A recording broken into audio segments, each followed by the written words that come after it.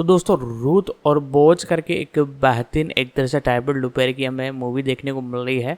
वो OTT platform पर ये सीधा रिलीज़ की जाएगी। तो आज की इस वीडियो के अंदर हम इसी पर डिस्कशन करने वाले हैं। पूरी इन्फॉर्मेशन मैं आपको बताने वाला हूँ, तो वीडियो को लाइक कर दें और आगे मैं इसकी और डिटेल आपको बताता हूँ।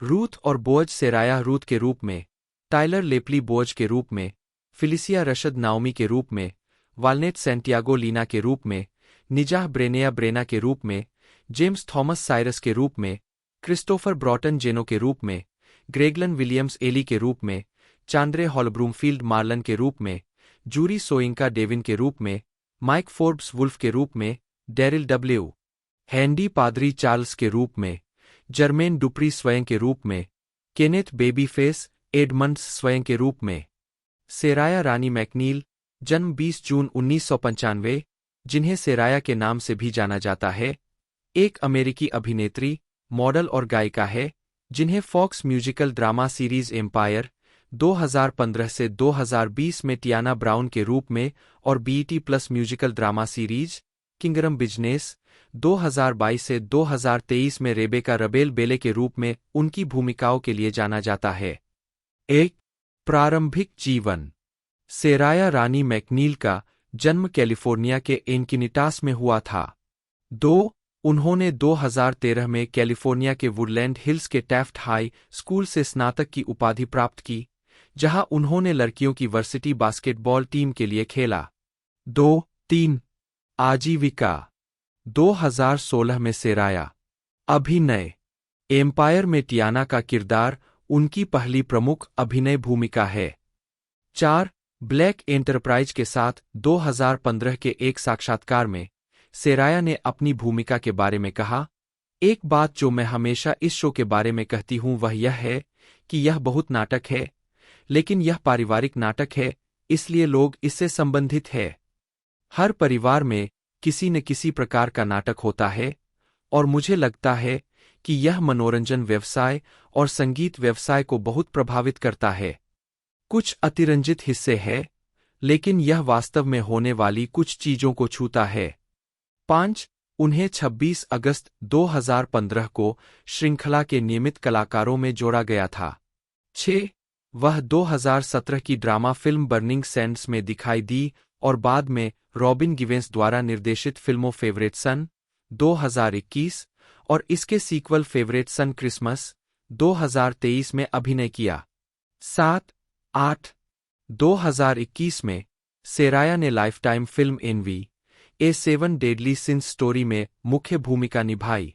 बाद में 2021 में सेराया एक आवर्ती भूमिका में Starz crime drama series Black Mafia Family के कलाकारों में शामिल हो गईं।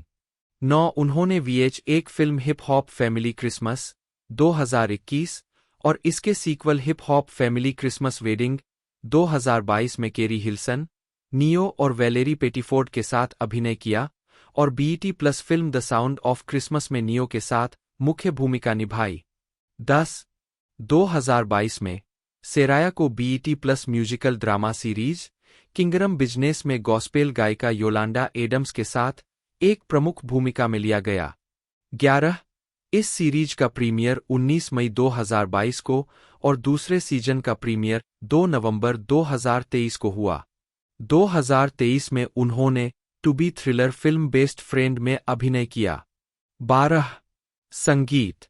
2015 में सेराया गायिका टेलर स्विफ्ट के गीत बैड ब्लड के वीडियो में डिलेमा के किरदार में दिखाई दीं। 18 जुलाई 2015 को स्विफ्ट ने अपने द 1989 वर्ल्ड टूर के शिकागो स्टॉप पर मैकनील के साथ अपने गीत स्टाइल का एक प्रस्तुतिकरण दिया। 14 उन्होंने मार्च 2015 में लॉन्ग बीच में Marshall Academy Of The Arts में प्रदर्शन किया।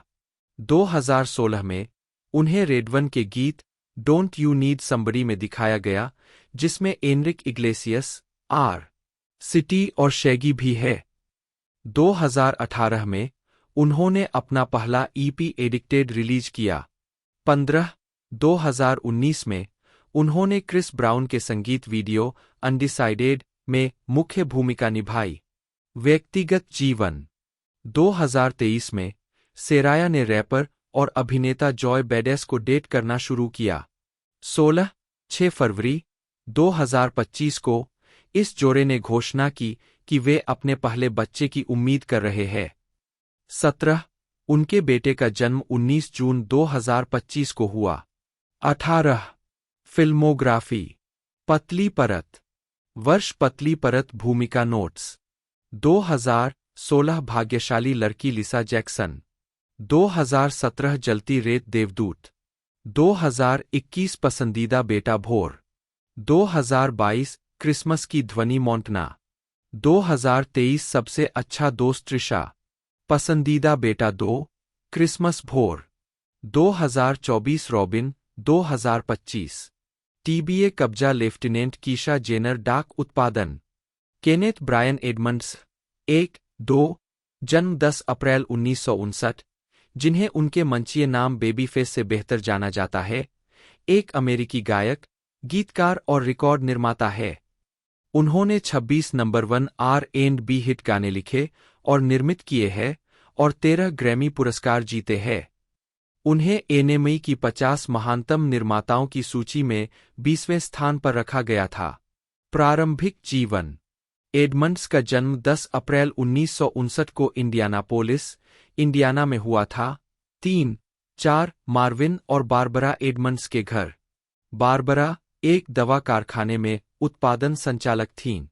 एडमंड्स, जो 6 भाइयों में से 5वें हैं, जिनमें भावी आफ्टर 7 बैंड के सदस्य मेलविन और केवोन एडमंड्स भी शामिल है, जिनमें से बाद वाले ने एक सफल एकल करियर बनाया, इंडियानापोलिस के नॉर्थ सेंट्रल हाई स्कूल में पढ़े और एक शर्मीले युवा के रूप में अपनी भावनाओं को व्यक्त करने के लिए गीत लिखे। 5 जब वह 8वीं कक्षा में थे, तब एडमंड्स के पिता की फेफड़ों के कैंसर से मृत्यु हो गई, जिससे उनकी मां को अपने बेटों को अकेले पालना पड़ा।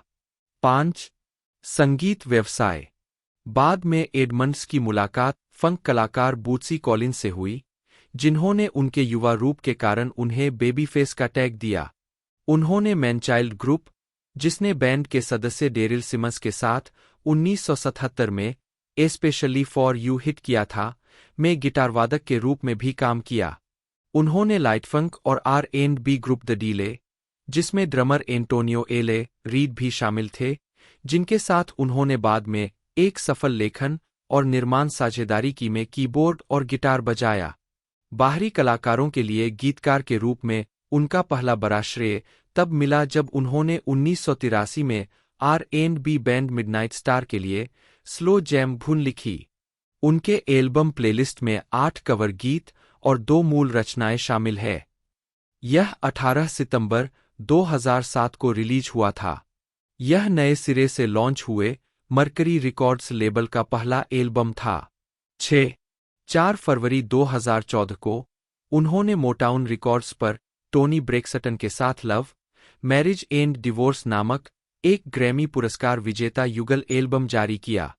7 अप्रैल 2024 में उन्होंने इंस्टाग्राम वीडियो के माध्यम से लास वेगास निवास की घोषणा की, जिसमें किडमैन के वायरल AMC थिएटर्स विज्ञापन का एक चंचल स्पूफ दिखाया गया था। 8 अन्य उद्यम किसी जीवित व्यक्ति की जीवनी के इस भाग में सत्यापन हेतु अतिरिक्त उद्धरणों की आवश्यकता है। कृपया विश्वसनीय स्रोत जोड़कर सहायता करें। जीवित व्यक्तियों के बारे में विवादास्पद सामग्री, जो स्रोतहीन या खराब स्रोत वाली हो, लेख और उसके वार्ता पृष्ठ से तुरंत हटा दी जानी चाहिए, खासकर यदि वह संभावित रूप से मानहानिकारक हो। स्रोत खोजें: बेबीफेस, संगीतकार, समाचार पत्र, पुस्तकें, विद्वान ज्येष्ठ। सितंबर 2016 जाने कि इस संदेश को कैसे और कब हटाया जाए। एडमंड्स 2009 में प्रदर्शन करते हुए। लेखन और निर्माण 1980 के दशक के अंत से लेकर 90 के दशक के प्रारंभ तक उन्होंने R&B और नृत्य गीत लिखे। Bobby Brown, Roni, no Karyn White, Love Saw It, Pebbles, Girlfriend, 10 The Whispers, Rock Steady, In the Mood, The Deele, 2 ओकेयंस, 11 Johnny Gill, My, 9 After 7, Ready और Not, The Boys, Dial My Heart, Damian Dame, Right Down to It और Sheena Easton The Lover in Me के लिए संगीत लिखा और निर्मित किया। 12/13/1989 में एडमंड्स ने रीड के साथ लाफेस रिकॉर्ड्स की सहस्थापना की। 14 लेबल के शुरुआती कलाकारों में से 3 टीएलसी, अशर और टोनी ब्रेक्सटन बहुत सफल रहे। टीएलसी का दूसरा एल्बम क्रेजी सेक्सी कूल, जिसके लिए उन्होंने कुछ हिट लिखे और निर्मित किए, एक अमेरिकी लड़की समूह द्वारा अब तक का सबसे अधिक बिकने वाला एल्बम बन गया। 15 उनके निर्देशन में टीएलसी ने दुनिया भर में 60 मिलियन से अधिक एल्बम बेचे और कुल मिलाकर 75 मिलियन रिकॉर्ड। टोनी ब्रेक्सटन के पहले 2 एल्बम, टोनी ब्रेक्सटन 1993 और सीक्रेट्स 1996, जिसके लिए उन्होंने अधिकांश गाने लिखे, कुल मिलाकर 15 मिलियन से अधिक प्रतियां बिकीं। 16 बेबीफेस ने 1990 के दशक के अंत में R&B समूह एज येट को बनाने में मदद की। एडमंड्स ने अपनी तत्कालीन पत्नी ट्रेसी एडमंड्स के कुछ कलाकारों, जैसे जॉन बी और निर्माता जॉन रॉबिन्सन, के साथ काम करने और उन्हें आकार देने में भी मदद की। 17 व्हिटनी ह्यूस्टन के लिए निर्मित I am Your Baby Tonight 1990 Edmonds की अमेरिका में पहली नंबर 1 टॉप 40 हिट थी। उन्होंने बॉयज टू मेन के 1992 के एंड ऑफ द रोड और 1994 के I Will Make Love To You को भी लिखा और निर्मित किया। दोनों ने बिलबोर्ड हॉट 100 पर सबसे लंबे समय तक नंबर 1 पर रहने का रिकॉर्ड स्थापित किया। 18 उन्होंने मैडोना की 1994 की बेड टाइम स्टोरीज में सहलेखन, सहनिर्माण और सहायक गायन प्रदान किया, जिसमें 7 सप्ताह की नंबर 1 हिट टेक अ बो शामिल थी, और फेनोमेनन साउंड ट्रैक से चार्ट टॉपिंग ग्रैमी विजेता चेंज द वर्ल्ड पर एरिक क्लैप्टन के साथ बिलिंग साझा की। 19 उन्होंने ह्यूस्टन के लिए नंबर 1 हिट एक सहेल शूप शूप के साथ साथ 1995 में 10 मिलियन सेलिंग वेटिंग टू एक सहेल साउंड ट्रैक के बाकी हिस्सों को भी लिखा और निर्मित किया, जिसने ह्यूस्टन, ब्रांडी और मैरी जे ब्लिज के लिए अतिरिक्त हिट पैदा किए। उद्धरण वांछित एडमंड्स ने Bobby Brown, The Whispers, Pebbles, After 7, Johnny Gill, Deele, Karyn White, The Boys, Damian Dame, Tevin Campbell, Patti LaBelle, Chaka Khan, Aretha Franklin, Madonna, Janet Jackson, Faith Evans, Beyonce, Diana Ross, Sheena Easton, Toni Braxton, Michael Jackson, Michael Bolton, Paula Abdul, Eric Clapton, Change the World, Whitney Houston, Brandy, Mary J Blige, Tamia, Shola Ama, 3T, Sisqo, Dru Hill, Fall Out Boy, Celine Dion, Samantha Z, Backstreet Boys, Honeyz, Katharine McPhee, Mariah Carey, Vanessa L Williams, Bruno Mars, Kelly Clarkson, Chante Moore, En Vogue, Zendaya, Kenny G, Kristinia DeBarge, Lil Wayne, Kevin Abstract, Pink, Marc Nelson, TLC, Ariana Grande, Jessica Mauboy, Xscape, KCI और JoJo, NSYNC, Jordin Sparks और Phil Collins. उद्धरण वांछित उन्हें 1995 से 1997 तक वर्ष के निर्माता के लिए लगातार 3 ग्रैमी पुरस्कार मिले। 20 बेबीफेस ने अशंती के एल्बम द डिक्लेरेशन 2008 पर काम किया, जिसमें मदर ट्रैक का निर्माण किया गया। 21 उन्होंने लिल वेन के एल्बम था कार्टर 3 2008 और कान्ये वेस्ट द्वारा निर्मित कंफर्टेबल पर काम किया। उद्धरण वांछित उन्होंने R&B गायिका मोनिका के साथ उनके छठे स्टूडियो एल्बम स्टिल स्टैंडिंग 2010 के लिए भी काम किया। उद्धरण वांछित 2013 में बेबीफेस ने एरियाना ग्रांडे के डेब्यू एल्बम योर्स ट्रूली के लिए निर्माता के रूप में काम किया, जिसमें उनके दूसरे एकल बेबी आई सहित 5 गाने शामिल थे। उद्धरण वांछित सितंबर 2014 में बेबीफेस ने बारबरा स्ट्रीसैंड के साथ उनके एल्बम पार्टनर्स में सहयोग किया, जिसमें एवरग्रीन ट्रैक पर एक युगल गीत और अन्य एल्बम ट्रैक के लिए पृष्ठभूमि गायन प्रस्तुत किया। उद्धरण वांछित बेबीफेस ने अपने दूसरे एल्बम ऑल आई नीड 2016 में भी फॉक्स के साथ सहयोग किया, जिसमें स्कार का निर्माण और सहलेखन किया। उद्धरण वांछित। जुलाई 2016 में बेबीफेस ने ब्रूस रॉबर्ट्स और कैरोल बेयर सेगर के साथ मिलकर जेसिका सांचेज द्वारा गाए गए गीत स्ट्रॉन्गर टुगेदर को लिखने में मदद की। 22 यह गीत 2016 के डेमोक्रेटिक नेशनल कन्वेंशन में हिलेरी क्लिंटन के भाषण के बाद बजाया गया था। गीत का शीर्षक उस नारे के नाम पर रखा गया है जिसे क्लिंटन अभियान ने डेमोक्रेटिक उम्मीदवार के पीछे एकजुटता दिखाने के लिए इस्तेमाल किया था। यह गीत उस सप्ताह शाज़म पर शीर्ष ट्रेंडिंग गीतों में से एक था। 23 इस गीत को श्रोताओं द्वारा व्यापक रूप से सकारात्मक माना गया और जेनिफर लोपेज 24 और किम कार्दशियन जैसी हस्तियों ने इसकी प्रशंसा की। 25 अभिनय। 1994 में वे बेवर्ली हिल्स 90210 के एक एपिसोड में दिखाई दिए और प्रदर्शन किया, जिसका शीर्षक था Mister Walsh Goes To Washington भाग 2। उद्धरण वांछित। 1990 के दशक के मध्य में एडमंड्स और उनकी तत्कालीन पत्नी ट्रेसी एडमंड्स ने मोशन पिक्चर्स के व्यवसाय में विस्तार किया। एडमंड्स एंटरटेनमेंट ग्रुप की स्थापना के बाद कंपनी ने Soul Food 1997, Josie and the Pussycats 2001 जैसी फिल्में बनाई और साथ ही The Prince of Egypt 1998 film के लिए साउंड ट्रैक भी तैयार किया, जिसमें मारिया केरी और व्हिटनी ह्यूस्टन सहित कई कलाकारों का योगदान था। उद्धरण वांछित। उन्होंने बीईटी रियलिटी सीरीज कॉलेज हिल 2004 से 2009 का कार्यकारी निर्माण भी किया। उद्धरण वांछित। एडमंड्स ने डेविड फोस्टर के साथ मिलकर the power of the dream की रचना भी की, जो 1996 के ग्रीष्मकालीन ओलंपिक का आधिकारिक गीत था, जिसे सेलीन डायोन ने गाया था।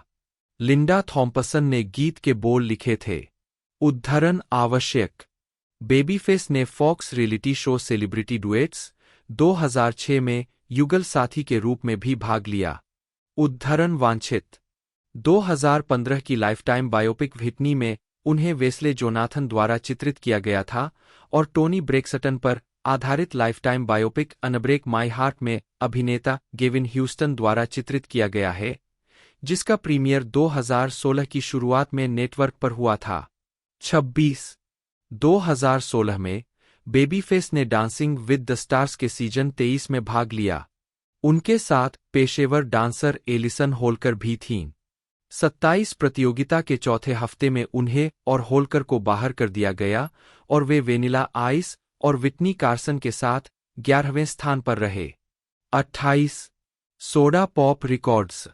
एडमंड्स ने 2009 में अपना record label soda pop records स्थापित किया। उन्होंने R&B जोड़ी केसी और जोजो के साथ अनुबंध किया है, जिन्होंने अपना 5वां एल्बम माई ब्रदर्स कीपर 2013 रिलीज किया, जो लेबल का पहला प्रोजेक्ट था। 2013 में बेबीफेस ने लेबल के लिए E1 म्यूजिक के साथ एक वितरण समझौता किया। उद्धरण वांछित। व्यक्तिगत जीवन। 2007 में बेबीफेस ने अपनी backup dancer Nikki Pantenburg, Janet Jackson की पूर्व बैकअप डांसर और निजी दोस्त, को डेट करना शुरू किया। बेबीफेस और पेंटेनबर्ग की 2008 में एक बेटी हुई। 29 इस जोड़े ने 17 मई 2014 को शादी की। जुलाई 2021 में उन्होंने घोषणा की कि उनकी शादी 7 साल बाद खत्म हो रही है। 30 प्रभाव। 1999 में इंडियानापोलिस से होकर गुजरने वाले इंटरस्टेट 65 के 25 मील 40 किलोमीटर हिस्से का नाम बदलकर केनेथ बेबीफेस एडमंड्स हाईवे कर दिया गया। 31 बेबीफेस को एनएमई की अब तक के 50 महानतम निर्माताओं की सूची में 20वें स्थान पर रखा गया था। एनएमई ने उनके प्रभाव के बारे में लिखा, आधुनिक अमेरिकी R&B के सभी बेहतरीन हिस्सों के संस्थापकों में से एक, और इसलिए अगर कुछ घटियापन भी उनसे जुड़ा है तो आप उनसे नफरत नहीं कर सकते। बेबीफेस 80 के दशक में न्यू जैक स्विंग के अग्रदूत थे, इससे पहले उन्होंने पुराने गायक एंटोनियो एले रीड के साथ मिलकर लाफेस की स्थापना की थी ताकि दुनिया को टीएलसी, अशर और टोनी ब्रेक्सटन जैसे कलाकार मिल सकें। इस शैली का शायद ही कोई ऐसा प्रमुख कलाकार हो जिसके साथ उन्होंने काम न किया हो, और इसी का नतीजा है कि उन्होंने 26 R&B नंबर 1 एल्बम हासिल किए हैं। 32 डिस्कोग्राफी। मुख्य लेख, बेबीफेस डिस्कोग्राफी और बेबीफेस द्वारा लिखे गए गीतों की सूची।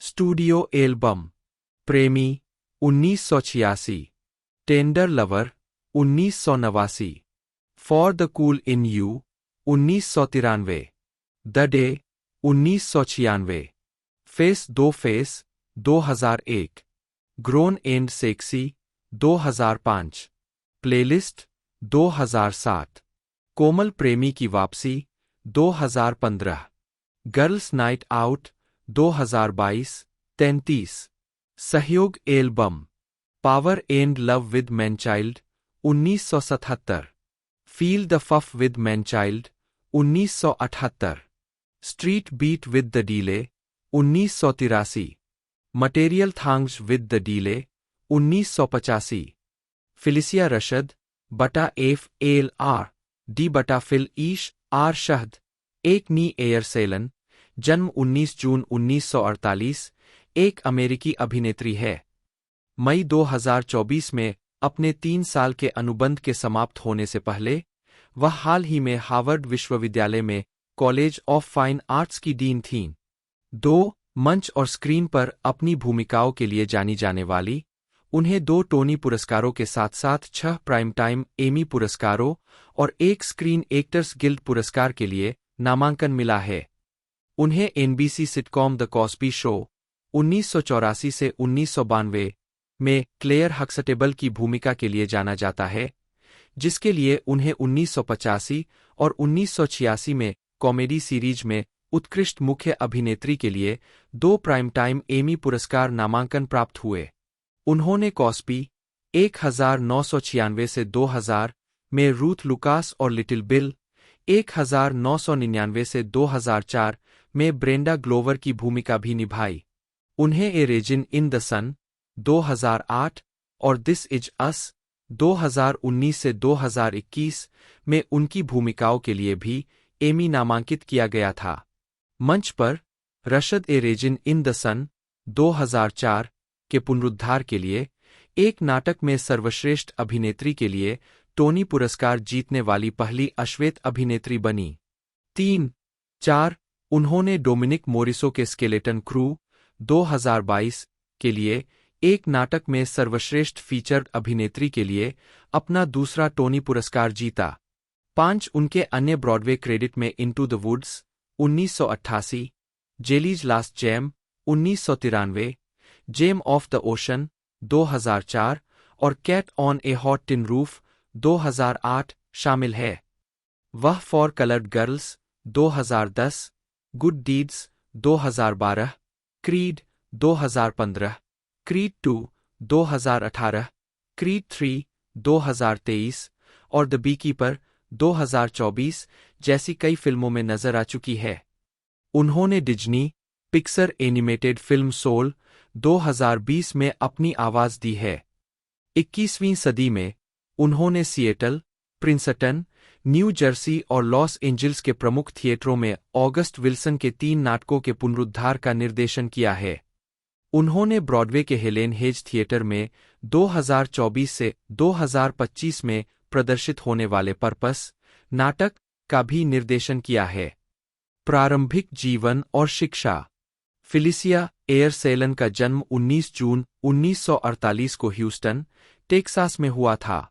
6 उनकी मां विवियन एयर्स एलन एक कलाकार, कवि, नाटककार, विद्वान और प्रकाशक थीं।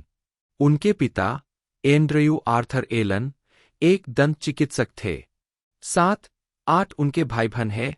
भाई Tex Andrew Arthur Allen junior एक जैज संगीतकार, बहन डेबी एलन एक अभिनेत्री, कोरियोग्राफर और निर्देशक, और भाई ह्यूग एलन जो अब उत्तरी कैरोलिना के शार्लोट में एक रियल एस्टेट बैंकर है। जब फिलिसिया 6 साल की थीं, तब उनके माता पिता का तलाक हो गया। 9-7 साल बाद उनकी मां संयुक्त राज्य अमेरिका में नस्लीय भेदभाव से बचने के लिए फिलिसिया और उनकी बहन के साथ मेक्सिको सिटी, मेक्सिको चली गईं। 9 बाद में आयर्स, एलन हॉवर्ड विश्वविद्यालय में अध्ययन करने के लिए अमेरिका लौट आई और 1970 में ललित कला स्नातक की उपाधि प्राप्त की। वहां रहते हुए उन्हें अल्फा कप्पा अल्फा सोरोरिटी के अल्फा चैप्टर में शामिल किया गया। 10 आजीविका 1971 से 1983 प्रारंभिक कार्य और ब्रॉडवे पर पदार्पण। एयर्स एलन पहली बार मंच पर अपनी भूमिकाओं के लिए जानी गई। उन्होंने मेलविन वैन पीबल्स के संगीत में Ain't Supposed to die a natural Death 1971 से ब्रॉडवे में पदार्पण किया। दशक के दौरान वह ड्रीम गर्ल्स में डीना जोन्स की भूमिका निभाते हुए कई प्रस्तुतियों में ब्रॉडवे पर लौटीं। वह 1982 में शो छोड़ने तक शेरिल ली राल्फ की अंडरस्टडी भी थीं। राल्फ के पूर्णकालिक प्रतिस्थापन के रूप में उन्हें नजरअंदाज कर दिया गया था। 11 उन्होंने साढ़े 3 साल तक द विज में एक मंचकिन की भूमिका निभाई। 12 1978 में उन्होंने जोसेफिन सुपरस्टार एल्बम जारी किया, जो जोसेफिन बेकर की जीवन कहानी बताने वाला एक डिस्को कॉन्सेप्ट एल्बम था। 13 एल्बम मुख्य रूप से जैक्स मोराली और विक्टर विलिस द्वारा लिखा और निर्मित किया गया था।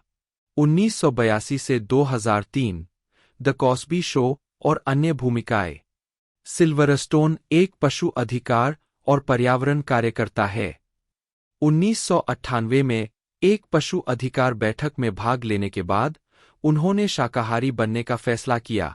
उन्होंने कहा, मुझे एहसास हुआ कि समस्या में ही हूं। मैं एक पशु प्रेमी थी जो जानवरों को खा रही थी। 100 उन्होंने बताया है कि बचपन में उन्हें शाकाहार से जूझना पड़ा। 8 साल की उम्र में अपने फैसले पर अड़े रहना मुश्किल होता है और इसलिए सालों से मैं शाकाहारी बनने की कोशिश करती रही और फिर रुकती रही। 101 टीकाकरण विरोधी रुख, छद्म वैज्ञानिक आहार और जीवनशैली को बढ़ावा देने और शाकाहार के चिकित्सीय और आध्यात्मिक लाभों के बारे में उनके दावों के कारण उनकी आलोचना की गई है।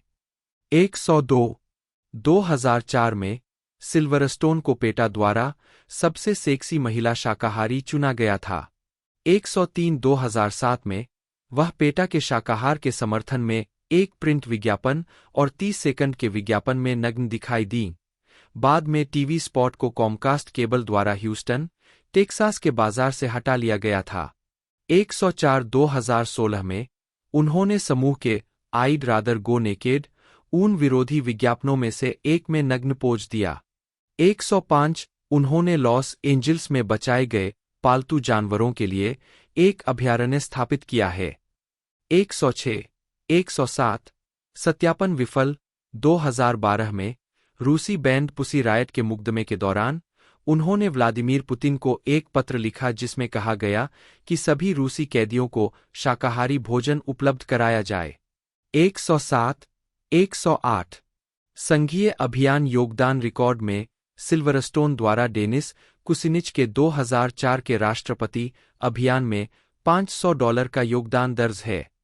109 उन्होंने बराक ओबामा की राष्ट्रपति पद की उम्मीदवारी का समर्थन किया। 110 और 2016 के अमेरिकी राष्ट्रपति चुनाव में सीनेटर बर्नी सैंडर्स का राष्ट्रपति पद के लिए समर्थन किया। 111 2023 में सिल्वरस्टोन ने 2024 के डेमोक्रेटिक प्राइमरी में रॉबर्ट एफ कैनेडी जूनियर का समर्थन किया और घोषणा की कि उन्होंने डेमोक्रेटिक पार्टी छोड़ दी है और एक स्वतंत्र उम्मीदवार के रूप में पंजीकरण करा लिया है। 112 2009 में वह एक गैदरिंग स्टॉर्म में दिखाई दी, जो एक फनी या डाई स्पूफ इंटरनेट वीडियो था जो समलैंगिक विवाह विरोधी विज्ञापन गैदरिंग स्टॉर्म की पैरोडी करता था। 113 2023 में सिल्वरस्टोन अपने बेटे के साथ पेटा अभियान में स्कूलों को पशु विच्छेदन के विकल्प अपनाने के लिए प्रोत्साहित करती हुई दिखाई दी। 114 व्यक्तिगत जीवन सिल्वरस्टोन के 2 बड़े भाई बहन हैं। उनके पिता की पिछली शादी से हुई सौतेली बहन केजी सिल्वरस्टोन और एक भाई डेविड सिल्वरस्टोन। उन्होंने 11 जून 2005 को लेक ताहो में एक समुद्र तट समारोह में अपने लंबे समय के प्रेमी, रॉक संगीतकार क्रिस्टोफर जारेकी से शादी की। 115, 116, 1997 में एक थिएटर के बाहर मिलने के बाद उन्होंने अपनी शादी से पहले 8 साल तक डेट किया। 100, उनकी शादी से लगभग 1 साल पहले उनकी सगाई हुई थी और जारेकी ने सिल्वरस्टोन को एक सगाई की अंगूठी भेंट की थी जो उनकी दादी की थी। 117, यह दंपति लॉस एंजिल्स के एक पर्यावरणानुकूल घर में रहता था जिसे सिल्वरस्टोन ने 1996 में खरीदा था, जिसमें सौर पैनल और एक जैविक सब्जी उद्यान था। 100 और वे बचाए गए कुत्तों का एक समूह साझा करते थे। 117, 5 मई 2011 को सिल्वरस्टोन ने एक बेटे को जन्म दिया। 118, 119, 120, जारेकी और सिल्वरस्टोन फरवरी 2018 में अलग हो गए। 3 महीने बाद तलाक के लिए अर्जी दी और उसी साल नवंबर में इसे अंतिम रूप दिया गया। 121, 122, 123, फिल्मोग्राफी, पतली परत, वर्ष शीर्षक भूमिका नोट्स, 1993 क्रश एड्रियन बटा डेरियन फॉरेस्टर, 124, 1995 ले नोव्यू मोंडे ट्रूडीवार, पनाहगाह रेजिना हैरिसन, कोई खबर नहीं चेर होरोविट्स, दाई जेनिफर, 1996 सत्य अपराध मैरी जियोर्डानो, 1997 बैटमैन और रॉबिन बारबरा विल्सन बटा बैटगर्ल, सबसे खराब सहायक अभिनेत्री के लिए गोल्डन रास्पबेरी पुरस्कार। अतिरिक्त सामान एमिली होप, बिना श्रेय वाले निर्माता भी। 1999 अतीत से विस्फोट ईव रुस्तिकोव, 2000 लव स लबोर स लॉस्ट फ्रांस की राजकुमारी, 2002 वैश्विक विधर्म नताली नेट बेविन, 2003 सूखा हुआ शीला रियो, 2004 Scooby-Doo 2 monsters unleashed Heather jasper होवे, 2005 ब्यूटी सैलून लिन, 2012 में उन्होंने एक और Tyler Perry film Good Deeds में अभिनय किया। 26, इसके अलावा 2012 में रशद ने स्टील मैग्नोलियास, ओलंपिया डुकाकिस द्वारा शुरू की गई भूमिका के रीमेक में क्लेयर बेल्चर की भूमिका निभाई। इस संस्करण में सभी अफ्रीकी अमेरिकी एलिस्ट कास्ट है, जिसमें क्वीन लतीफ़ा एमलिन के रूप में, जिल स्कॉट ट्रूवी के रूप में, कोंडोला रशद शेल्बी के रूप में, एनेले के रूप में एडेपेरो ओडुए और ओइसर के रूप में अल्फ्रे वुडार्ड शामिल है। 27, 2015 में उन्होंने स्पोर्ट्स फिल्म क्रीड 2015 में मैरी एनी क्रीड की भूमिका निभाई। 28 और फिर सीक्वल क्रीड 2 2018 और क्रीड 3 2023 में। 29, 2017 में रशद ने डस्टिन लांस ब्लैक की mini series When We Rise में सैन फ्रांसिस्को कैलिफोर्निया स्थित The City Of Refuge Church के पादरी बिशप यवेट ए फ्लंडर का किरदार निभाया। शो में उनकी उपस्थिति ने चर्च की प्रतिष्ठित करुणा, उसके नेतृत्व की प्रतिबद्धता और सैन फ्रांसिस्को के कठिन, मुख्य रूप से अफ्रीकी अमेरिकी समुदाय की सेवा के लिए चर्च द्वारा प्रदान किए जाने वाले प्रेमपूर्ण घर को उजागर किया। 30, 2019 वर्तमान 2019 से 2021 तक उन्होंने NBC drama series This Is Us में कैरोल क्लार्क का किरदार निभाया और ड्रामा सीरीज में उत्कृष्ट अतिथि अभिनेता के लिए 3 प्राइम टाइम एमी पुरस्कार नामांकन अर्जित किए। 31, 2020 में रशद ने पिक्सर एनिमेटेड फिल्म सोल में जो गार्डनर की मां, लिब्बा गार्डनर की आवाज दी, जिसने सर्वश्रेष्ठ एनिमेटेड फीचर के लिए अकादमी पुरस्कार अर्जित किया। 32, उसी वर्ष उन्होंने पारिवारिक क्रिसमस फिल्म जिंगल जंगल ए क्रिसमस जर्नी में सहायक भूमिका निभाई, जिसमें फॉरेस्ट व्हिटेकर और कीगन माइकल की ने अभिनय किया था। 33, अगले वर्ष उन्होंने लिन मैनुअल मिरांडा निर्देशित संगीत नाटक टिक टिक बूम 2021 में एक कैमियो भूमिका निभाई। 36, वह डोमिनिक मोरिसो के नाटक स्केलेटन क्रू 2022 में ब्रॉडवे पर लौटीं, जिसके लिए उन्हें एक नाटक में सर्वश्रेष्ठ फीचर्ड अभिनेत्री का टोनी पुरस्कार मिला। 37, 2024 में वह एक्शन फिल्म द बीकीपर में दिखाई दीं। 38, शिक्षा और विरासत। 2010 के नाक इमेज अवार्ड्स में उन्हें the mother of the black community करार दिया गया था। 39 मई 2021 में रशद को हार्वर्ड विश्वविद्यालय के Chadwick A Boseman college of fine arts का डीन नियुक्त किया गया। 40 अगस्त 2023 में हार्वर्ड विश्वविद्यालय ने घोषणा की कि रशद 2023 से 24 शैक्षणिक वर्ष के अंत में डीन के पद से हटने वाली है।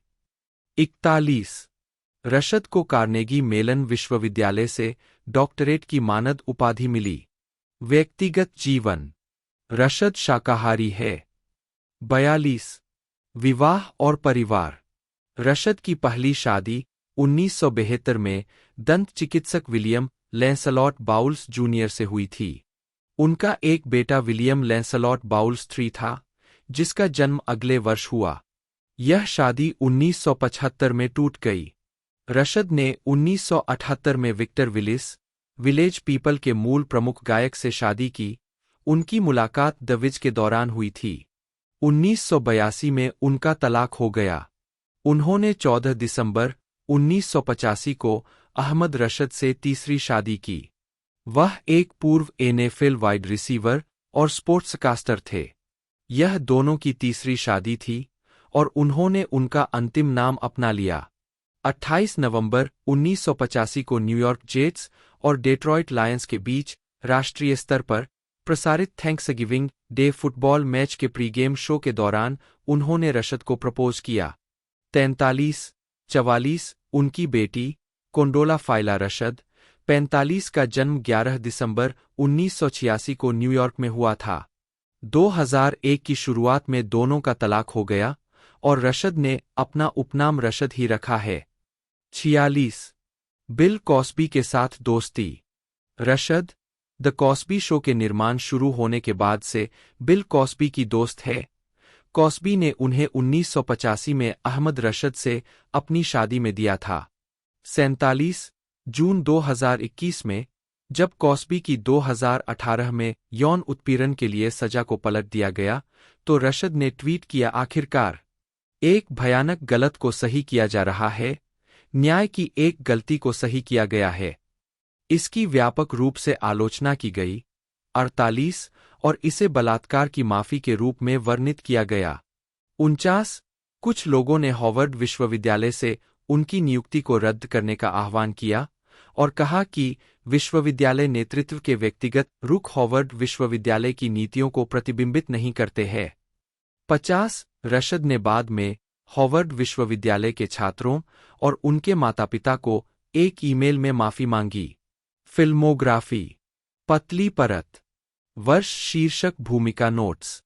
1972 व्यापक गठबंधन फिलिसिया एयरसेलन के रूप में श्रेय दिया गया। 1983 द विज मंचकिनफील्ड माउस वीडियो। 1995 एक जमाने की बात है जब हम रंगीन थे मापोंग। 1999 प्यार करने वाली इजेबेल एलिस मेलविल। 2000 मुलाकात डॉ कोल्स। 2001 छोटा बिल बड़ा छोटा बिल ब्रेंडा ग्लोवर आवाज वीडियो। अन्य ब्रॉडवे क्रेडिट में शामिल है August Osage County. 14 cat on A hot tin roof gem of the ocean raisin in the sun. 2004 Tony award for best actress in a play drama desk award.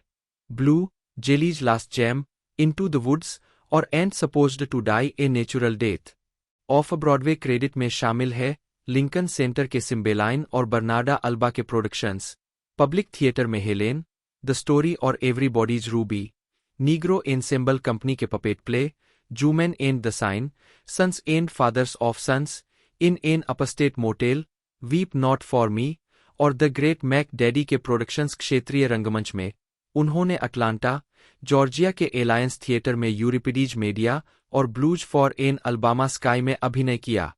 अन्य क्षेत्रीय थिएटरों में जहां उन्होंने अभिनय किया है वे है वाशिंगटन डीसी का एरिना स्टेज और बोस्टन का हंटिंगटन थिएटर।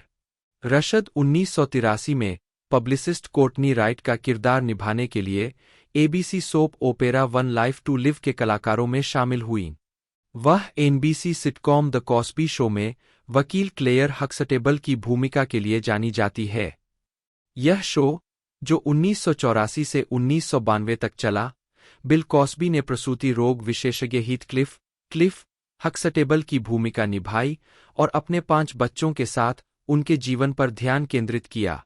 अपनी भूमिका के लिए उन्होंने 1985 और 1986 में 2 प्राइम टाइम एमी पुरस्कार नामांकन अर्जित किए। 1985 में रशद ने पैट साजक और बर्ट कॉनवी के साथ मैसी के थैंक्सगिविंग डे परेड के एनबीसी टेलीकास्ट की सह मेजबानी की। 15 सिटकॉम 1996 से 2000 तक चला।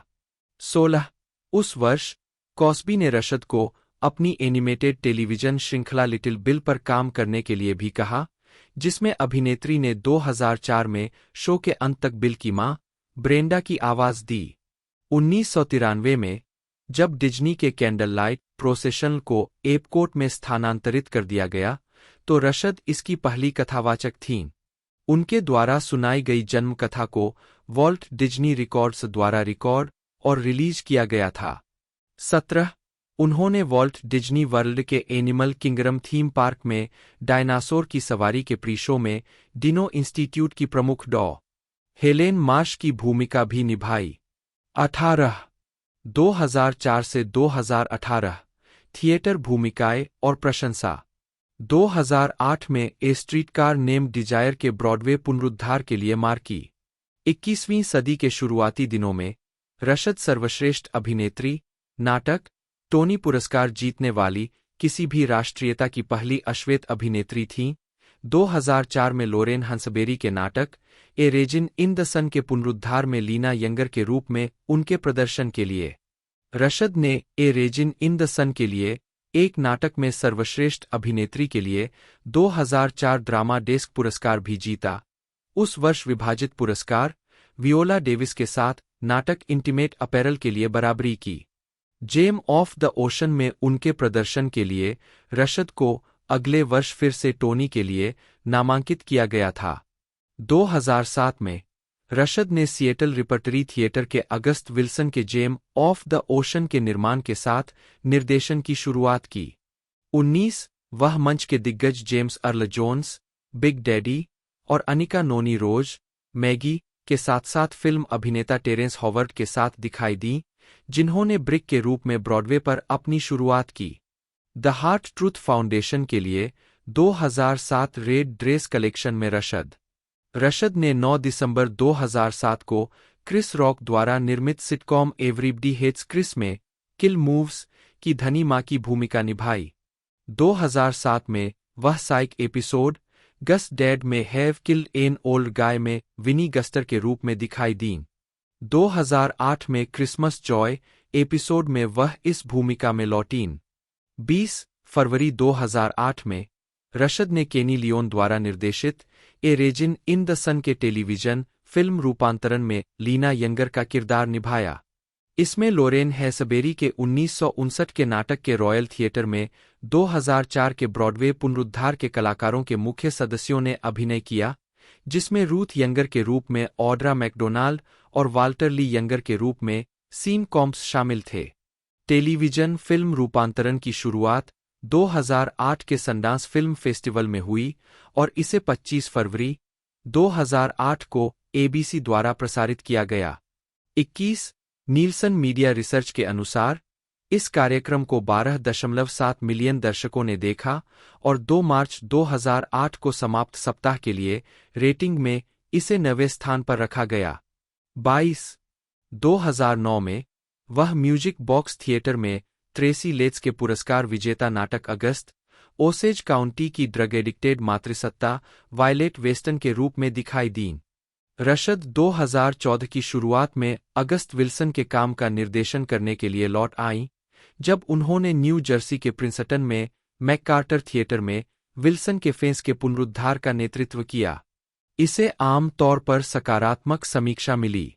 उन्होंने विल्सन के काम पर ध्यान केंद्रित करना जारी रखा, जिसमें मा रेनीज ब्लैक बॉटम का एक अच्छा उत्पादन भी शामिल था, जिसे उन्होंने 2016 के अंत में लॉस एंजिल्स में मार्क टेपर फोरम में निर्देशित किया था।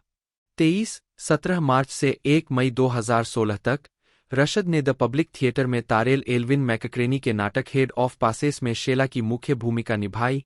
24 नवंबर 2010 में रशद ने टाइलर पेरी की फिल्म फॉर कलर्ड गर्ल्स में गिल्डा के रूप में अभिनय किया, जो कि नटोजेक शंगे के नाटक for Colored girls who have considered suicide when the rainbow is enough पर आधारित थी।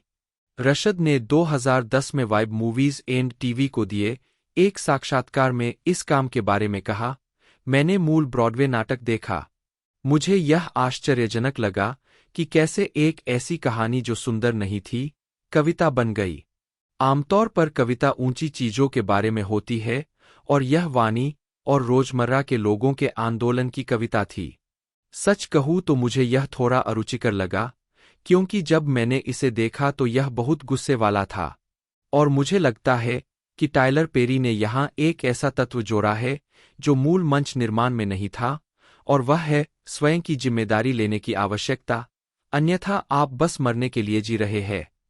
यही उन्होंने फिल्म में यह पंक्ति लिखी, आपको इसमें कुछ जिम्मेदारी लेनी होगी, अन्यथा आप बस मरने के लिए जी रहे हैं। 25 सिल्वरस्टोन ने 2001 से 2003 तक कनाडाई एनिमेटेड टेलीविजन श्रृंखला ब्रेसफेस में मुख्य भूमिका निभाने वाली शेरोन स्पिट्ज की कार्यकारी निर्माता और आवाज प्रदान की।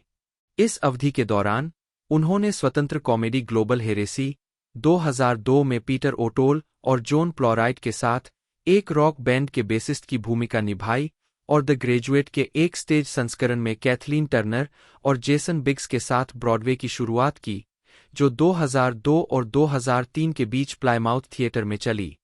3 सिल्वरस्टोन ने छोटे पैमाने की कॉमेडी स्कॉर्च्ड 2003 में उसी बैंक को लूटने की कोशिश कर रहे कई असंतुष्ट बैंक कर्मचारियों में से एक के रूप में अभिनय किया, जिसमें रेचल लेह कुक, वुडी हैरेल्सन और जॉन क्लीज ने सह अभिनय किया। सिल्वरस्टोन ने 2003 के NBC television series miss match में केट फॉक्स की मुख्य भूमिका निभाई, जो लॉस एंजिल्स की एक वैवाहिक वकील है और एक उच्चस्तरीय मैचमेकर भी है। शो केवल 11 एपिसोड प्रसारित होने के बाद ही रद्द कर दिया गया था, और वैरायटी ने शो की अपनी समीक्षा में लिखा, यह शर्म की बात है कि वह इतनी कम सामग्री के साथ यहां अटकी हुई है, क्योंकि सिल्वरस्टोन निस्संदेह छोटे पर्दे पर एक मजेदार जीवंत उपस्थिति है। 31 फिर भी उन्हें सर्वश्रेष्ठ अभिनेत्री टेलीविजन सीरीज म्यूजिकल या कॉमेडी के लिए गोल्डन ग्लोब पुरस्कार के लिए नामांकित किया गया। 2006 सैंक्चुअरी गाला में सिल्वरस्टोन। 2004 में सिल्वरस्टोन ने स्कूबी-डू 2 मॉन्स्टर्स अनलीश्ड में एक समाचार रिपोर्टर से खलनायिका बनी, जिसमें सारा मिशेल गेलर और फ्रेडी प्रिंस जूनियर भी थीं। 3 नकारात्मक आलोचनात्मक प्रतिक्रिया के बावजूद फिल्म ने अंतर्राष्ट्रीय बॉक्स ऑफिस पर $181 मिलियन की कमाई की। 32 कॉमेडी ब्यूटी शॉप 2005 में, जो बार्बरशॉप फिल्म फ्रेंचाइजी का एक स्पिन ऑफ था, सिल्वरस्टोन क्वीन लतीफा के साथ अटलांटा क्षेत्र के एक सैलून की भोली और चुलबुली स्टाइलिस्ट की भूमिका में दिखाई दी। 33 यह फिल्म उत्तरी अमेरिका में दशक की उनकी अंतिम व्यापक रिलीज थी, जहां इसने $37.2 मिलियन की कमाई की। 34 उनकी अगली film thriller silence becomes you 2005 में डीवीडी रिलीज हुई। 3 सिल्वरस्टोन ने 2005 में फॉक्स के साथ क्वीन बी नामक एक पायलट एपिसोड किया, जिसमें उन्होंने एक भ्रमित पूर्व हाई स्कूल प्रॉम क्वीन की भूमिका निभाई। 35 लेकिन इसे प्रोडक्शन के लिए नहीं चुना गया। 2006 में उन्होंने पिंक कॉलर नामक एक एबीसी पायलट में एक लॉ फर्म में काम करने वाली महिला की भूमिका निभाई, लेकिन क्वीन बी की तरह इस पायलट को भी सीरीज में नहीं चुना गया। सिल्वरस्टोन ने जेफरी सैक्स द्वारा निर्देशित और एलेक्स पेटीफर, इवान मैकग्रेगर और मिकी राउर के द्वारा सहअभिनीत एक्शन जासूस फिल्म स्टॉर्मब्रेकर 2006 में एक किशोरी के करीबी दोस्त को गुप्त एजेंट के रूप में चित्रित किया। $40 मिलियन के बजट के बावजूद फिल्म ने दुनिया भर में $23 मिलियन कमाए और आलोचकों द्वारा इसे बड़े पैमाने पर खारिज कर दिया गया। 37 यूएसए टुडे ने सिल्वरस्टोन को उनकी भूमिका में बस भयावह के रूप में वर्णित किया, 38, जबकि व्यू लंदन ने टिप्पणी की कि अभिनेत्री से मजबूत समर्थन था। 39, उन्होंने कैथी पेलेटियर की किताब पर आधारित Hallmark Hall Of Fame television film Candles On Bay Street में लंबी अनुपस्थिति के बाद अपने गृहनगर लौटने वाली एक अकेली मां की भूमिका निभाई। सिल्वरस्टोन ने अपना थिएटर कार्य जारी रखा। अगली बार वह डेविड मैमेट की बोस्टन मैरिज 2007 में दिखाई दी। यह एक नाटक था जो दो उच्च वर्ग की महिलाओं के बीच संबंधों की खोज करता था, जहां अभिनेत्री ने लॉस एंजल्स टाइम्स द्वारा उनमें से एक की अनभिज्ञ और अतिभावुक स्कॉटिश नौकरानी के रूप में वर्णित की गई भूमिका निभाई थी। 40, यह प्रोडक्शन लॉस एंजल्स के गेफेन प्लेहाउस थिएटर में प्रस्तुत किया गया था। वैराइटी ने लिखा था कि सिल्वरस्टोन शो अपनी भूमिका में चुरा लेती है। उनका स्कॉटिश उच्चारण अच्छा है, उनकी कॉमिक डिलीवरी ताज़ा है, और वह प्रत्येक लड़खड़ाते कर्टसी से अधिकतम हंसी का मूल्य प्राप्त करती है। उनका किरदार शो में एक चीज है जिसे मैमेट बिल्कुल सही करती है, हालांकि उनका उपयोग थोड़ा दोहराव से किया जाता है। 41, हॉलीवुड रिपोर्टर ने निष्कर्ष निकाला कि यह नाटक सिल्वरस्टोन के शानदार दौरे से प्रेरित था। 42, 2008 में सिल्वरस्टोन ने मेगन मुल्ली के साथ बैड मदर्स हैंडबुक नामक एक और अप्रसारित एबीसी पायलट फिल्माया और एक्शन कॉमेडी ट्रॉपिक थंडर में एक कैमियो उपस्थिति दी। 3, 2009 में उन्होंने रॉब थॉमस के एकल हर डायमंड्स के संगीत वीडियो में अभिनय किया। 43, और डोनाल्ड मार्गुलिस के टाइम स्टैंड्स स्टिल के निर्माण में अभिनय किया, जो ब्रुकलिन में सेट है और दो जोड़ों के रिश्तों के इर्द-गिर्द घूमता है। 44, सिल्वरस्टोन की पिछली कुछ स्टेज परियोजनाओं की तरह यह लॉस एंजल्स में गेफेन प्लेहाउस में चली। 45, 2000 के दशक के अंत तक उन्होंने लेखन में कदम रखा। 2009 में अपनी पुस्तक द काइंड डाइट। 48, 2010 के दशक। सिल्वरस्टोन ने 2010 के दशक में थिएटर और स्वतंत्र प्रस्तुतियों पर ध्यान केंद्रित करना जारी रखा, लेकिन पिछले दशक की तुलना में काफी अधिक अभिनय किया। 49, 2010 में उन्होंने लॉरा लिनी के साथ टाइम स्टैंड्स स्टिल के ब्रॉडवे प्रोडक्शन में अपनी भूमिका दोहराई। डैनियल सुलिवन ने नाटक का निर्देशन किया और सिल्वरस्टोन को ताजी हवा का झोंका 50 बताया, जिसे आलोचकों के बीच आम तौर पर सकारात्मक प्रतिक्रिया मिली। न्यूयॉर्क टाइम्स ने महसूस किया कि सिल्वरस्टोन गर्मजोशी, अभिनय की बुद्धिमत्ता और नाजुक हास्य लाती है। 51, उन्होंने स्वतंत्र कॉमेडी सीक्वल इलेक्ट्रा लक्स 2010 में एक छोटा सा खंड फिल्माया, लेकिन उनका हिस्सा फिल्म के अंतिम कट में शामिल नहीं किया गया था। 52, सिल्वरस्टोन ने किशोर romance drama the art of getting by 2011 में मैनहट्टन के एक निजी स्कूल के सीनियर छात्र की शिक्षिका की भूमिका निभाई। 53, जिसका प्रीमियर सनडांस फिल्म फेस्टिवल में हुआ। 54, कॉमेडी बटर 2011 में उन्होंने एक 12 वर्षीय अफ्रीकी अमेरिकी लड़की की दत्तक मां की भूमिका निभाई, जो आयोवा के एक छोटे से शहर में स्थानीय मक्खन मूर्तिकला प्रतियोगिता में प्रवेश करती है। फिल्म को फिल्म फेस्टिवल सर्किट में दिखाया गया और इसे सीमित रिलीज में वितरित किया गया। 55, उन्होंने क्लूलेस की निर्देशक एमी हेकरलिंग के साथ स्वतंत्र फिल्म वैम्प्स 2012 में फिर से काम किया, जिसमें उन्होंने दो पिशाचों में से एक की भूमिका निभाई जो प्यार में पड़ जाते हैं और एक ऐसे विकल्प का सामना करते हैं जो उनकी अमरता को खतरे में डाल सकता है। 56, हेकरलिंग द्वारा टाइम स्टैंड्स स्टिल में उन्हें देखने आने के बाद उन्हें यह भूमिका ऑफर की गई थी। 57, बहुत सीमित रिलीज के बावजूद। 58, वैराइटी ने फिल्म को एक अनूठा कलाकारों के साथ गति का एक ताज़ा बदलाव पाया। 59, सिल्वरस्टोन 2010 लॉस एंजल्स टाइम्स पुस्तक महोत्सव में बोलते हुए। सिल्वरस्टोन ने चिल्ड्रेंस हॉस्पिटल 2011 में अतिथि भूमिका निभाई और अपने क्लूलेस के सहकलाकार जेरेमी सिस्टो के साथ फिर से जुड़ते हुए सबुरगेटरी 2012 के पहले सीजन में 4 एपिसोड की भूमिका प्राप्त की। 60, 61, 2012 में सिल्वरस्टोन द परफॉर्मर्स के निर्माण में ब्रॉडवे में लौट आईं, जो लास वेगास में एडल्ट फिल्म अवार्ड में एक हास्य प्रदर्शन था। 62 नाटक का प्रीमियर नवंबर में लॉन्गकेयर थिएटर में हुआ था, लेकिन तूफान सैंडी के बाद 23 पूर्वावलोकन और 7 नियमित प्रदर्शनों के बाद रद्द कर दिया गया था। 63 2013 में उन्होंने टेलीविजन पायलट HR को फिल्माया। 64 जिसे उठाया नहीं गया। 65 और VOD और चयनित सिनेमाघरों के लिए जारी सनडांस कॉमेडी बैकवर्ड में दिखाई दीं। 66 2014 में सिल्वरस्टोन ने आने वाले युग के नाटक एंजेल्स इन स्टारडस्ट में ग्रामीण परिवेश में एक आत्मावशोषित मां की भूमिका निभाई।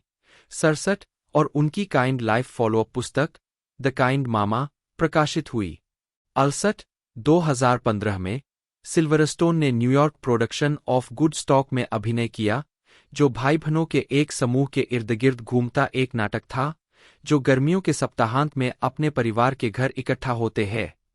69 एंटरटेनमेंट वीकली ने टिप्पणी की कि वह एक व्यस्त नार्सिसिस्ट, मूर्ख बहन के रूप में भी चुंबकीय थी।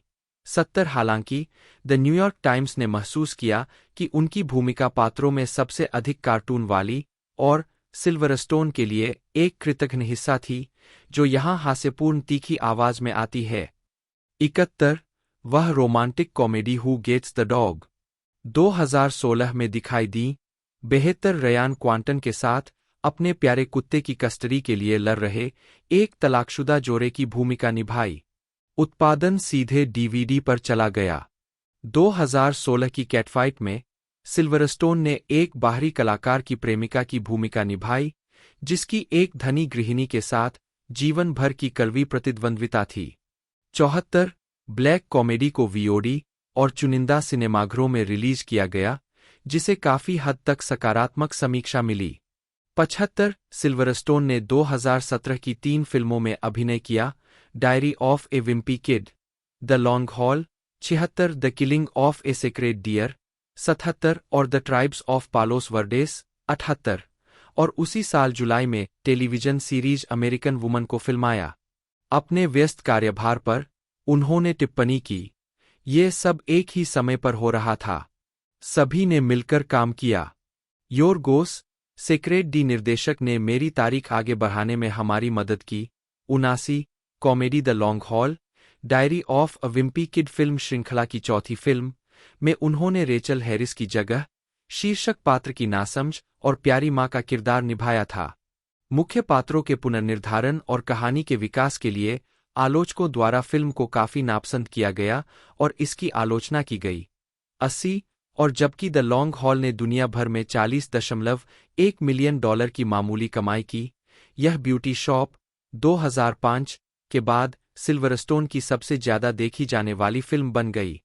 81 योरगोस लैंथिमोस द्वारा निर्देशित और कॉलिन फेरेल और निकोल किडमैन द्वारा सहअभिनीत मनोवैज्ञानिक thriller The Killing Of A Sacred Deer में सिल्वरस्टोन ने एक विधवा और एक रहस्यमय लड़के की मां की भूमिका निभाई, जो अपने दिवंगत पिता के हृदय शल्य चिकित्सक से दोस्ती करती है। फिल्म ने 70वें कान फिल्म समारोह में पाल्मे डियोर के लिए प्रतिस्पर्धा की और यह एक आर्ट हाउस सफलता थी।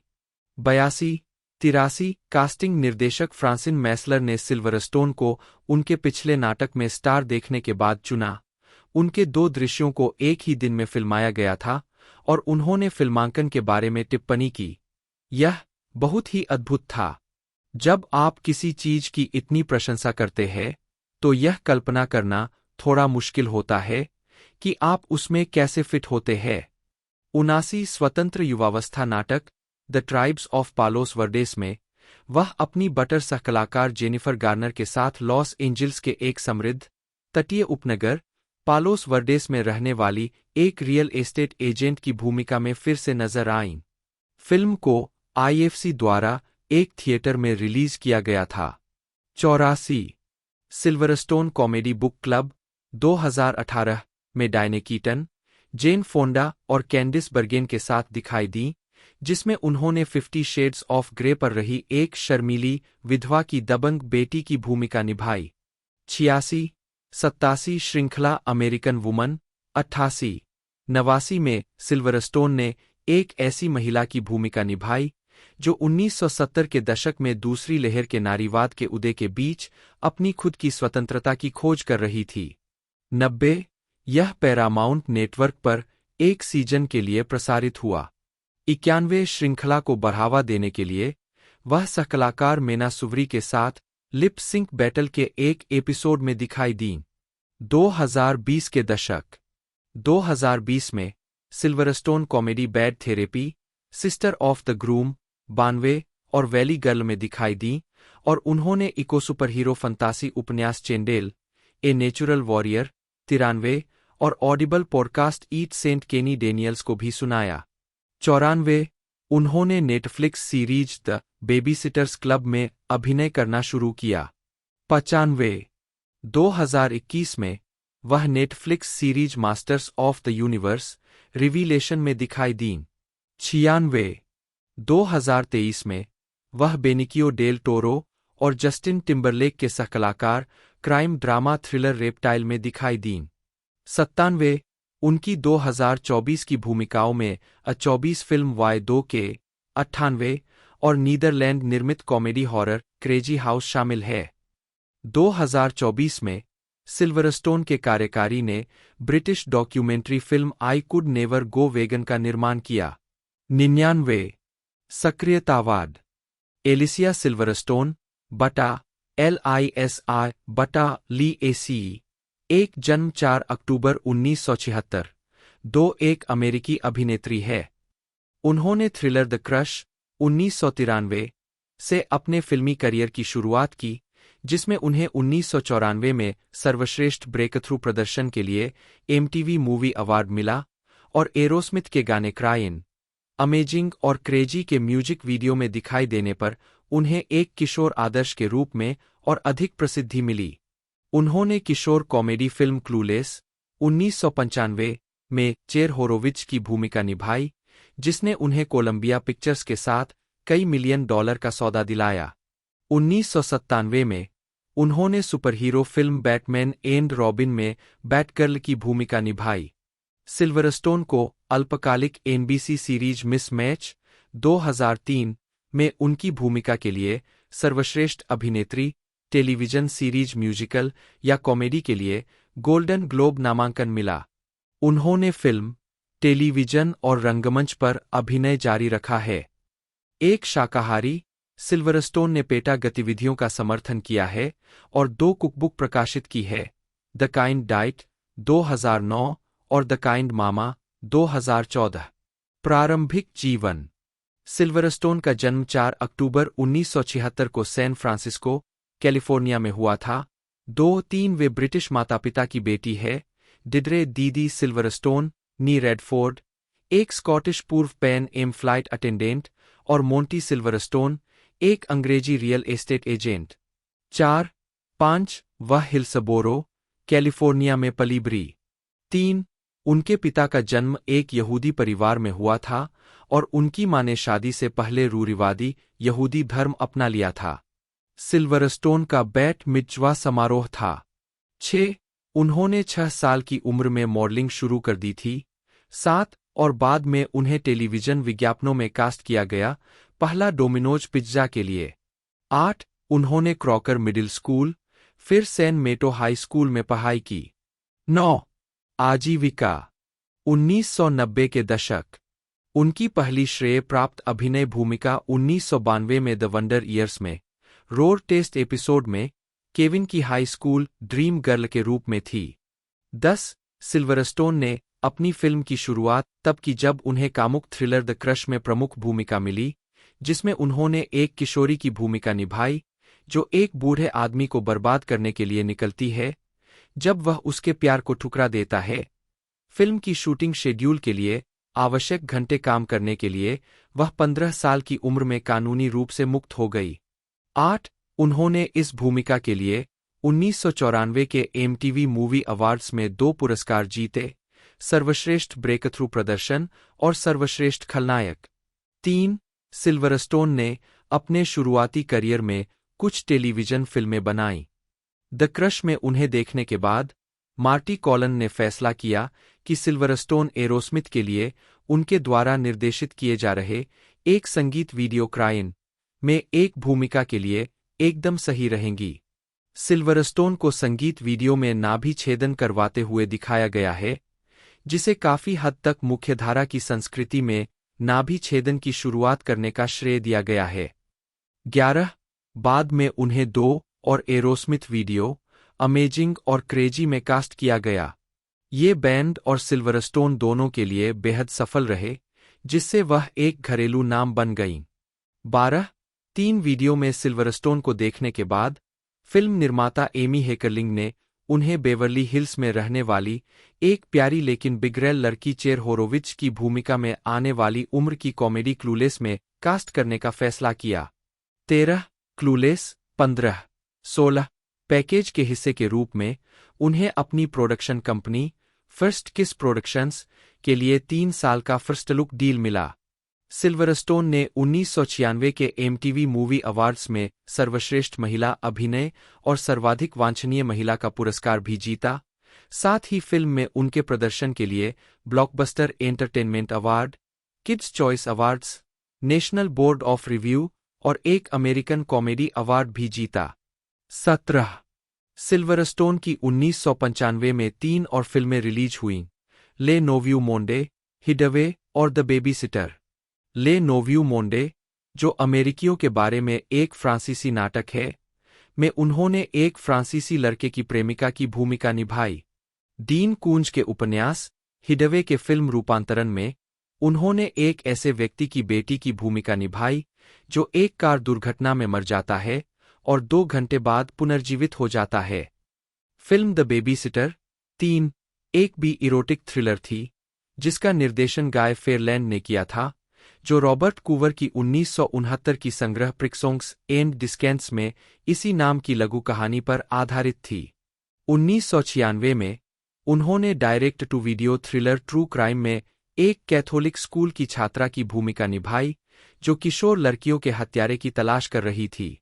उनकी अगली भूमिका बैटमैन एंड रॉबिन 1997 में बारबरा विल्सन बैटगर्ल की थी। $160 मिलियन के बजट वाली 18 इस फिल्म ने दुनिया भर में मामूली $238 मिलियन की कमाई की। 19 और बैटगर्ल के रूप में उनकी भूमिका को आलोचकों से ध्रुवीकृत समीक्षा मिली, जिन्होंने फिल्म को अब तक की सबसे खराब फिल्मों में से एक माना। 20 21 सिल्वरस्टोन ने सबसे खराब सहायक अभिनेत्री के लिए रेजी पुरस्कार जीता। 22 लेकिन इस भूमिका के लिए उन्हें किड्स चॉइस अवार्ड्स में ब्लिम्प पुरस्कार मिला।